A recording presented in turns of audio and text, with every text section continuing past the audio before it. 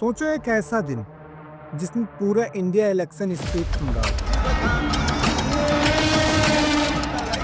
कुछ ही घंटों बाद एक धमाके की आवाज जो सब कुछ हिला के रख एक ऐसा ब्लास्ट जिससे पूरे देश का फ्यूचर बदल गया। सोचो एक ऐसा दिन जिसमें पूरा इंडिया इलेक्शन स्पीच सुन रहा हो। कुछ ही घंटों बाद एक धमाके की आवाज जो सब कुछ हिला के रख दे। एक ऐसा ब्लास्ट जिससे पूरे देश का फ्यूचर बदल गया। 21 मई 1991 शाम के करीब 6 बजे राजीव गांधी विशाखापट्टनम में रैली खत्म करके मद्रास, जो आज चेन्नई के नाम से जाना जाता है, जाने वाले थे। उनका हेलीकॉप्टर तैयार था, लेकिन पायलट ने बताया कि कुछ टेक्निकल प्रॉब्लम है। राजीव गांधी डिसअपॉइंटमेंट के साथ गेस्ट हाउस के लिए निकल गए और कुछ ही देर बाद उन्हें मैसेज मिला, प्रॉब्लम सॉल्व हो गई, हेलीकॉप्टर रेडी है। बिना अपने पर्सनल सिक्योरिटी चीफ ओपी सागर को बताए राजीव हेलीकॉप्टर को लेकर मद्रास के लिए निकल गए। मद्रास एयरपोर्ट पर कांग्रेस के लीडर ने उनका स्वागत किया। रात के 10:10 पर श्रीपेरुम्बदूर रैली के लिए पहुंचे। वहां हजारों लोग उनका इंतजार कर रहे थे। एक भजन बज रहा था, इंदिरा और राजीव गांधी की तारीफ में। राजू जैसे ही स्टेज की तरफ बढ़े, एक औरत ने उनका पैर छूने के लिए झुकती और एक जोरदार धमाका होता है। पूरा एरिया धुएं से भर जाता है। चिल्लाते हुए लोग, अफरा तफरी, और 18 लोगों के साथ राजू भी उस ब्लास्ट में शहीद हो जाते हैं। I dream of an India strong, independent, self-reliant, and in the forefront and the front rank of the nations of the world in the service of mankind. अगले दिन पूरा देश शॉक में था। तुरंत इमरजेंसी मीटिंग बुलाई गई, जिसमें रॉ, आईबी और मिलिट्री इंटेलिजेंस के चीफ्स भी शामिल हुए। लेकिन किसी के पास कोई भी जवाब नहीं था। किसने, कैसे और क्यों किया? ना कोई डायरेक्ट एविडेंस, ना कोई सस्पेक्ट। ये इन्वेस्टिगेशन एक अंधी गुफा के जैसे केस की बन गई। इस केस की तफ्तीश के लिए सीबीआई के डायरेक्टर ने एक स्पेशल इन्वेस्टिगेशन टीम बनाई, जिसको लीड किया आईपीएस ऑफिसर डॉक्टर कार्तिकेयन ने। उनके साथ एनएसजी के चीफ और अनेक एक्सपीरियंस ऑफिसर थे। टारगेट एक ही था, राजीव गांधी के कातिल को ढूंढना।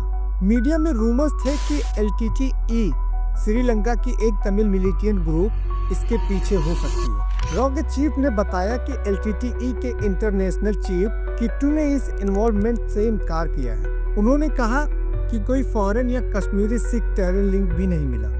फिर हुआ एक छोटा सा मिरेकल। तमिलनाडु के फॉरेंसिक लैब के डायरेक्टर डॉक्टर चंद्रशेखरन ने न्यूज़पेपर में ब्लास्ट साइट की एक फोटो देखी, जिसमें एक कैमरा पड़ा हुआ। ये कैमरा बिलोंग करता था फोटोग्राफर हरि बाबू को, जो ब्लास्ट में मारे गए। कैमरे की फिल्म से कुछ फोटोज मिली।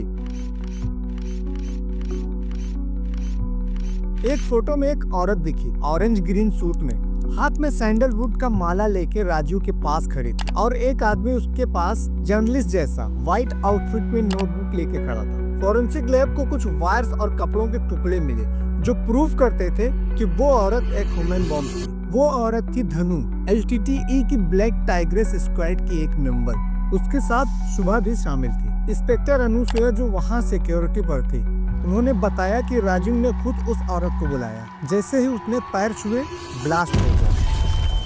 हरि बाबू के घर से सैंडलवुड की माला की बिल, एलटीटीई चीफ प्रभाकरन का फोटो और एक लेटर मिला, जिसमें उसने लिखा था, डेंजरस मिशन पे जा रहा हूँ। इतना एविडेंस काफी था कि एलटीटीई का ही हाथ है। इसके बाद वेवरानिया में एक रूटीन पुलिस चेक में एक श्रीलंकन तमिल लड़का शंकर पोस्वारन पकड़ा गया। उसने कंफर्म किया कि वो शिवरसन 9 स्क्वाड के मेंबर का हिस्सा था, जिसमें शिवरसन मास्टरमाइंड था। शिवरसन का नाम कंफर्म होने के बाद एसआईटी ने हरि बाबू के फोटोज और लॉग्स के बेसिस पर इन्वेस्टिगेशन फास्ट किया।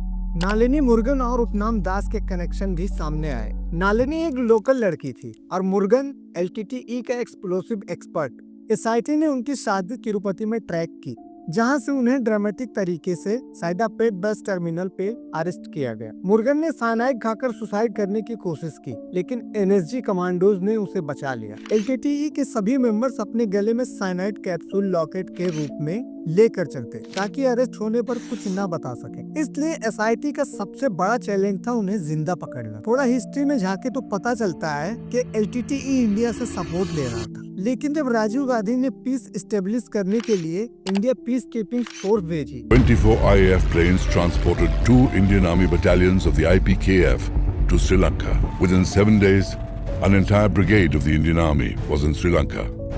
And in 30 days, it had become an entire division. तो LTTE ने इनके खिलाफ जंग छेड़ दिया, जिसमें हजारों लोग मारे गए। LTTE ने इसे विश्वासघात माना। जब राजीव गांधी के पीएम बनने के चांसेस वापस दिखे तो 1991 के इलेक्शन में LTTE ने उन्हें हटाने की कोशिश की। शिवरसन ने पहले 2 टेस्ट रन किए, जिसमें एक बार धानु ने वीपी सिंह के पैर छू लिए बिना किसी रुकावट के। जब राजीव गांधी की 21 मई की रैली का पता चला तो प्लान एग्जीक्यूट किया गया। दिल्ली में भी एक बैकअप प्लान था। 17 साल की सुसाइब उमर अथिराई और एक बुजुर्ग आदमी को रॉ ने अरेस्ट किया। इंट्रोगेशन में पता चला कि उनका काम काठमांडू में एक ऑपरेटिव के थ्रू शिवरसन को भगाने का था। उसके बाद काठमांडू लिंक भी कट कर दिया गया। अब शिवरसन इंडिया के हर कोने में भागता रहा, कभी सिख तो कभी मौलवी बनकर। ऑयल टैंकर के सीक्रेट चैम्बर में छुप के 350 किलोमीटर मद्रास से बेंगलोर चला गया। 2 अगस्त 1991 को NSG ने एक हाउस इंदिरा नगर में रेड किया,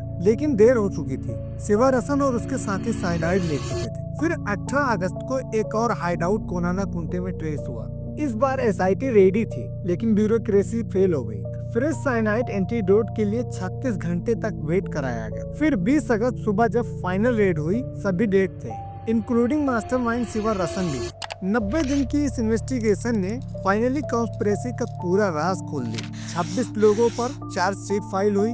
1998 में टाटा कोर्ट ने सबको गिल्टी पाया। 7 लोगों को डेथ सेंटेंस मिला, लेकिन जब उन्होंने रहम के लिए अर्जी डाली तो उनकी सजा आजीवन कारावास में कन्वर्ट हो गई। एक रिपोर्ट ने क्लेम किया कि इन्वेस्टिगेशन LTTE तक ही लिमिट कर दिया गया, जबकि शिवरसन के इंटरनेशनल लिंक और कुछ इंडियन पॉलिटिशियन पर भी शक था। यासिर अरफात ने भी मोसाद पर सस्पिशन एक्सप्रेस किया था, लेकिन कभी प्रूफ नहीं मिला। राजीव गांधी की मौत ने इंडिया की पॉलिटिक्स का लैंडस्केप हमेशा के लिए बदल दिया। कांग्रेस आज तक फुल मेजोरिटी से पावर में नहीं आई। ये एक ऐसी ट्रेजेडी थी जिसमें एक लीडर ही नहीं, पूरी जनरेशन का भरोसा चला गया। तो दोस्तों, आप सबको क्या लगता है कि राजीव गांधी के मर्डर में सच में LTT का ही हाथ था या कोई और भी बड़े लोग शामिल थे? कमेंट्स में अपनी राय जरूर दें, और अगर वीडियो पसंद आया हो तो हमारी वीडियो को लाइक करें, और ऐसी ही वीडियो को देखने के लिए हमारे चैनल को सब्सक्राइब जरूर करें। मिलते हैं अगली वीडियो में, तब तक के लिए जय हिंद, जय भारत।